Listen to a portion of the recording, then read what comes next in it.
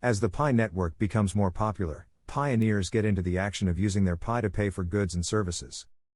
Many people are still asking why is there no common price to the Pi network coin and why is there consensus price that is not generally accepted by the number of pioneers. Come to think of it, if a certain price is not generally accepted, why is it called a consensus? As a seller, what price are you going to use to value your goods or services offered?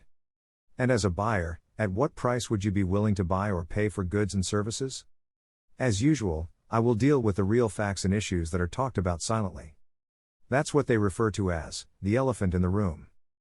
I will take a look at how the prices of Pi at $314 and $314,519 affect us as pioneers. Before I begin, I would like to remind you that you cannot tell yourself that this does not matter to you. Because at one stage or the other, you have thought about it, or refused the purchase of an item, because you feel it's too expensive. So, stick around, pioneers and non-pioneers, as I unmask the elephant in the room.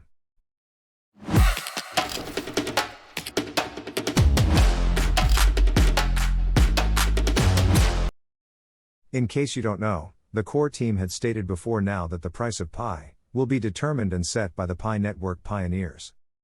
This means we have to agree on a certain price and then we can transact based on the agreed price. But that does not mean we should go off the chart.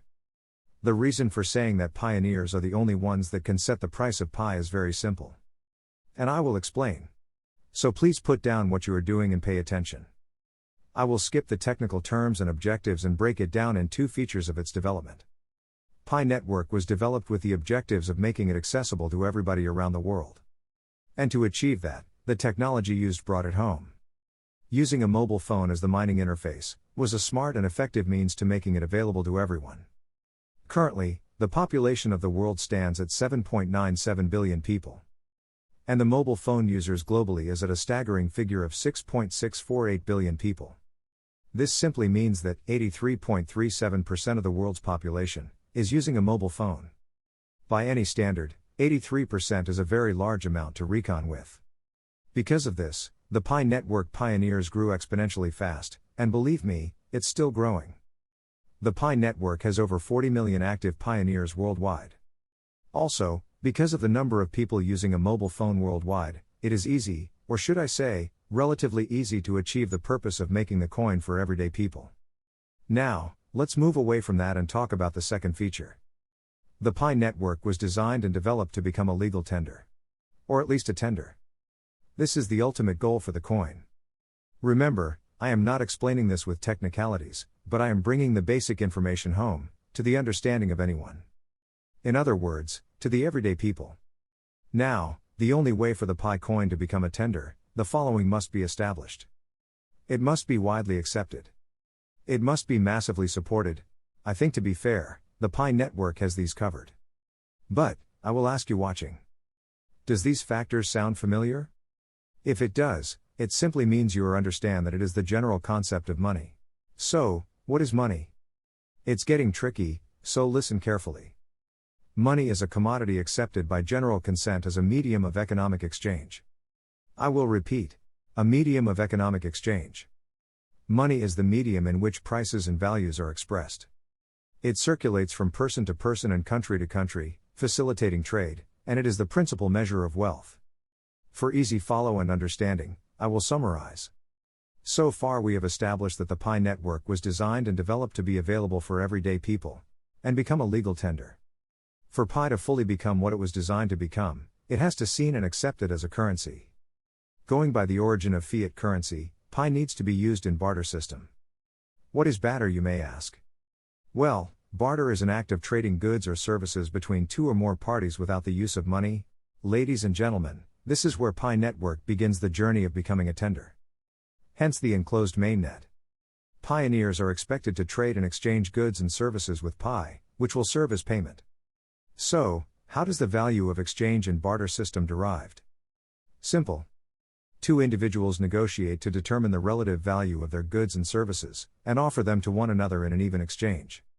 Going by this, you will now understand why the price of Pi will be set and determined by the pioneer or pioneers, willing to trade Pi for goods and services. Make sense? Leave your comments in comment section of this video, of what your thoughts are. So, the question, What is the price of pi? Becomes relative. Earlier last year, I made a video where I talked about the price of pi being $314. I gave explanations and reason why I believe that's a good start for the price. I also went ahead to drum up support for the price, hence I asked for support to trend #314pi. And thanks to my subscribers and other pioneers, we achieved the trend. But today, I am wondering where and how the price of $314,519 was gotten, let alone becoming a consensus. In that same video, I talked about the value and also the price of pi. And I am sure, those that came about the price of $314.519 did not consider the value. Or, did they? These barter price difference is the only reason why you would see a seller offering to sell a product for 12 pi. And another seller is offering to sell the same product for 0.012 pi. And buyers are wondering what is actually going on. Then you have the critics, who stands aside and watch. They are also saying that there is no seriousness with the whole pi project. The Pi network is not battling with the acceptance of the coin, or the popularity of the coin. What the network is battling with is price. If you ask for my honest opinion, I would say that the price is secondary at this point. What we should do if we need to make this a huge success is to move to the concept of a global consensus. Hold on, I am not saying that we should all adopt the price as $314,519. But rather, I am saying that we should come together and have a mitigation, a dialogue, an agreement to reach a consensus.